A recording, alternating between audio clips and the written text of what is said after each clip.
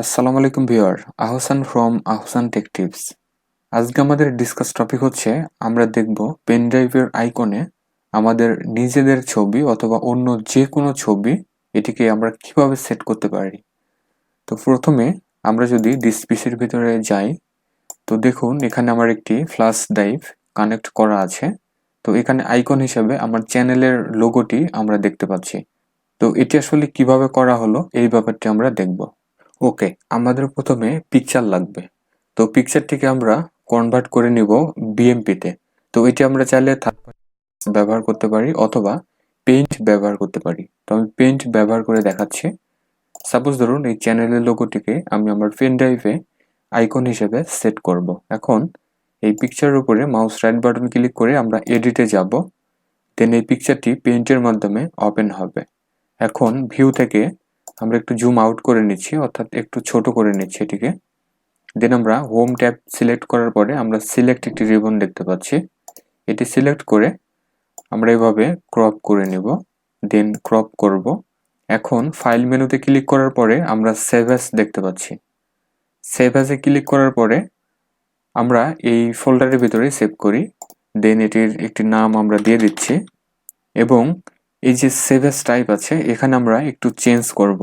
এখান থেকে আমরা 24 বিট বিটম্যাপ এটি আমরা সিলেক্ট করব, দেন সেভ করব, দেন ওকে করব। দেন এখান থেকে বের হয়ে যাচ্ছি।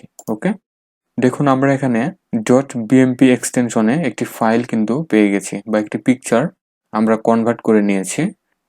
এখন এখানেই মাউস রাইট বাটন ক্লিক করে নিউতে যান। নিউতে যাওয়ার পরে টেক্সট ডকুমেন্ট বা নোটপ্যাড আপনি ওপেন করতে পারেন। তো এটিকে ওপেন করে নিব। এখন এখানে আমাদের একটি ছোট্ট কোড টাইপ করতে হবে বা একটি কোড লিখতে হবে। তো আমরা লিখি, আমরা autorun লিখব এবং এটিকে ব্র্যাকেটের ভিতরে দিয়ে আমরা নিচে আসব।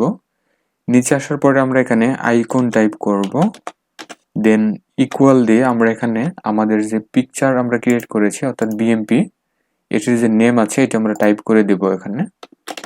দেন এরপরে ডট দিয়ে আমাদের বিএমপি ব্যবহার করতে হবে, অর্থাৎ এই বিএমপি হচ্ছে বিটম্যাপ ইমেজের ফাইল এক্সটেনশন।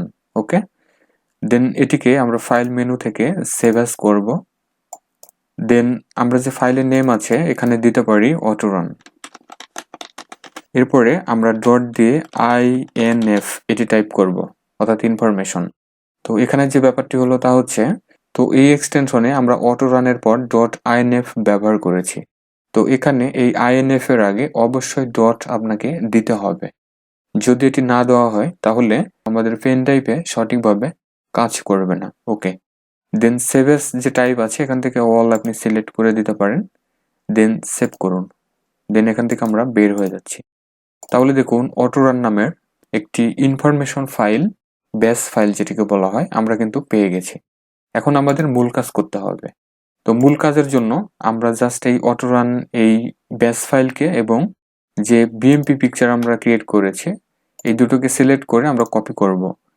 দেন আমরা আমাদের ডিসপিসির ভিতরে গিয়ে যে পেন ড্রাইভ আছে এটির ভিতরে আমরা পেস্ট করে দেব। ওকে, আমাদের পেস্ট হয়ে গেছে। এখন আমরা আমাদের এই কম্পিউটার থেকে পেন ড্রাইভটিকে বের করব, অথবা ডিসপিসির ভিতরে গিয়ে এখানে কয়েকবার আপনি রিফ্রেশ করতে পারেন, তাহলেও হবে। তাহলে লক্ষ্য করুন আমার পেন ড্রাইভটি ইনসার্ট করানোর সাথে সাথে আমরা দেখতে পাচ্ছি পেন ড্রাইভের যে আইকন আছে এটি কিন্তু চেঞ্জ হয়েছে, অর্থাৎ আমরা যে পিকচারটি সেট করেছিলাম সেটি কিন্তু এখানে সেট হয়েছে। এভাবে চাইলে আপনি খুব সহজে নিজের পছন্দ মতো আপনার পেন ড্রাইভের আইকন হিসেবে বিভিন্ন পিকচারকে সেট করে দিতে পারেন। তো ভিউয়ার, এই ছিল আজকের টিপস এন্ড ট্রিক্স। এই টিপসটি যদি ভালো লাগে বা নতুন কোনো বিষয়বস্তু শেখা হয়ে থাকে চ্যানেলটিকে প্লিজ সাবস্ক্রাইব করবেন, পাশে আসা বেলটি প্রেস করে দিবেন এবং এই ভিডিওতে একটি লাইক করবেন এবং ভিডিওটি পর্যাপ্ত শেয়ার করবেন।